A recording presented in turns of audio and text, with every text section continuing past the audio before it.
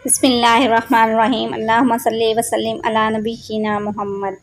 अस्सलाम वालेकुम एवरीवन, कैसे हैं आप सब। उम्मीद करती हूँ कि सब खैरियत से होंगे इंशाल्लाह। अल्लाह आपको ईमान वाली सलामती वाली ज़िंदगी अता करे। तो व्यूअर्स, आज मैं आपके साथ कोई रेसिपी शेयर नहीं कर रही बल्कि एक रेमेडी, होम रेमेडी शेयर कर रही हूँ। और वो है, हमारे सर्दियाँ आ गई हैं, हमारे पाँव बहुत ख़राब हो जाते हैं सर्दियों में ख़ास तौर पे।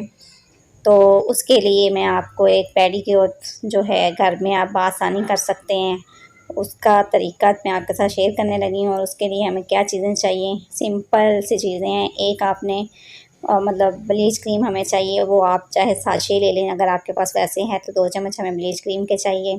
एक शैम्पू का साशे मैं यूज़ करूँगी इसमें, और मॉइस्चराइजिंग क्रीम या लोशन आप कुछ भी इस्तेमाल कर सकते हैं अपनी नीड के हिसाब से।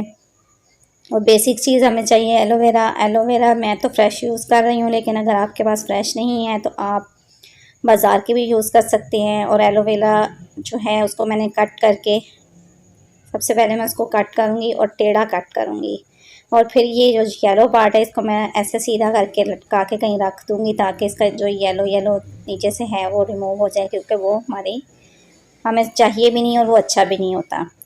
फिर मैं इसको कट कर लूँगी, ऊपर से इसके जो हैं पील उनको मैं रिमूव कर दूँगी।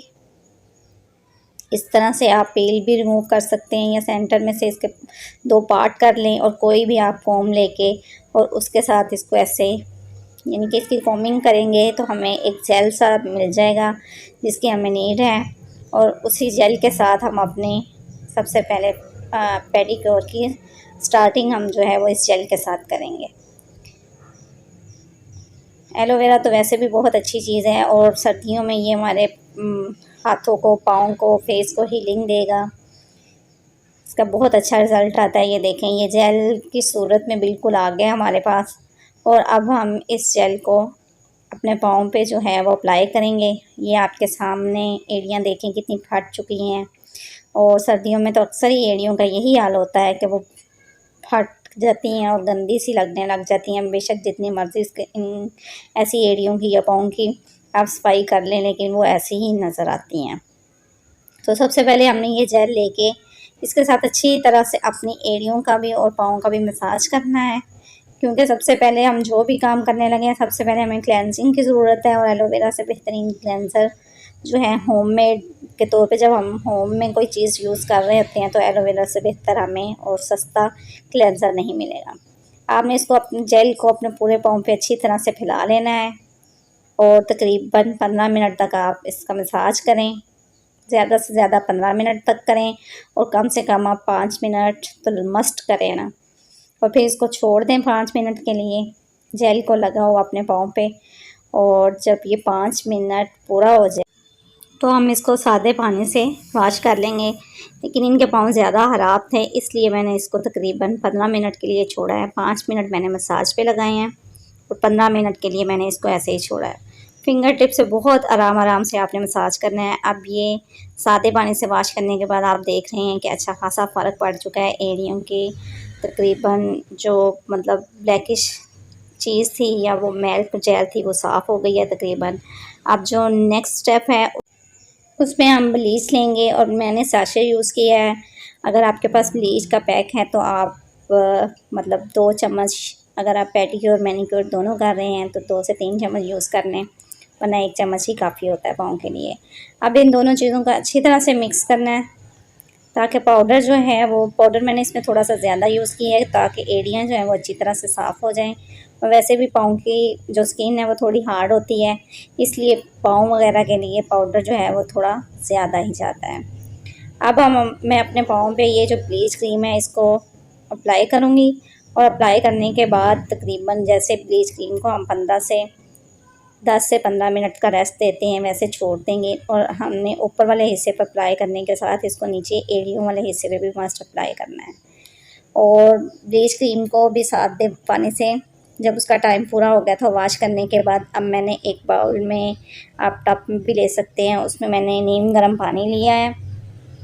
पानी थोड़ा सा नीम गर्म से थोड़ा ज़्यादा ही गर्म है, और अब मैं उसमें गुलाब की पत्तियाँ डाल रही हूँ। अगर आपके पास गुलाब की पत्तियाँ नहीं हैं फ्रेश तो आप हल्के गुलाब भी थोड़ा सा उसमें डाल सकते हैं।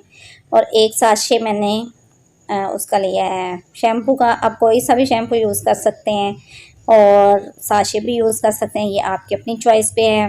और वो मैंने तकरीबन 1 चम्मच के करीब इसमें शैम्पू डाल दिए हैं और उसको मिक्स करके अब जो है पाँव इसमें डिप करने लगे हैं हम।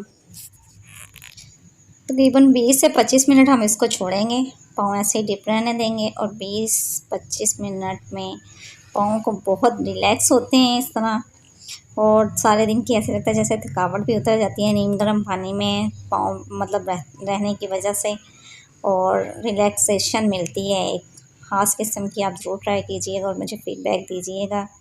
अब हम कोई भी ब्रश लेके तो उसकी मदद से अपने नेल्स और सारे पाँव पे अच्छी तरह से पाँव जो हैं वो पानी के अंदर ही रखते हुए उनको अच्छी तरह से साफ़ कर लेंगे। ब्रश के साथ नेल्स की मैल वगैरह भी निकाल लेंगे और एड़ियों पे भी अच्छी तरह से एक मरतबा ब्रश मारेंगे और इंशाल्लाह इससे आपके पाँव जो हैं वो बहुत ही साफ़ सुथरे हो जाएंगे। एक ही मरतबा करने से आपको इसका रिज़ल्ट जो है वो मिलेगा, बिल्कुल ऐसे लगेगा जैसे आपने पार्लर में पेडीक्योर करवाया है। 25 मिनट के बाद मैं पाँव को सादे पानी से वॉश करके फिर पाँव पर मॉइस्चराइज़र अप्लाई करूँगी और आप देख सकते हैं कि कितना ज़्यादा फ़र्क पड़ गया है एक ही मरतबा के अप्लाई से। और ये देखें एड़ियाँ भी बिल्कुल साफ़ हो गई हैं, जो पहले बहुत ही रफ़ नज़र आ रही थी वो अब माशाल्लाह कितनी खूबसूरत और सॉफ्ट सी हो गई हैं। अब मैं मॉइस्चराइज़र अप्लाई करने के बाद एक शॉपर लेके वो इस पे अपने पाँव पे चढ़ा लूँगी, लेकिन आप ख्याल रखिएगा जो जिनकी तबीयत गर्मी वाली है वो शॉपर वगैरह यूज़ ना करें, वो खाली सॉक्स भी यूज़ कर सकते हैं और सॉक्स के बगैर भी ये आप अपनी चॉइस पे है। जी तो व्यूअर्स कैसी लगी आपको मेरी रेमेडी? लाइक शेयर सब्सक्राइब करना मत भूलिएगा। मिलते हैं अगली वीडियो में, तब तक के लिए अल्लाह हाफिज़।